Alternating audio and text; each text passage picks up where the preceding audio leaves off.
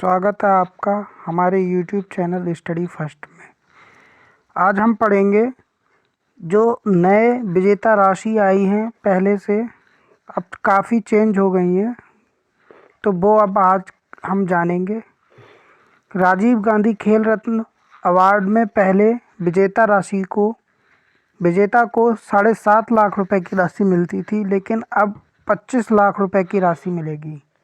Arjun award में पहले 5 लाख रुपए मिलते थे, लेकिन अब 5 लाख से 10 लाख बढ़ाकर 15 लाख राशि कर दी गई है। नई विजेता राशि अब 15 लाख रुपए हो गई है अर्जुन अवार्ड की।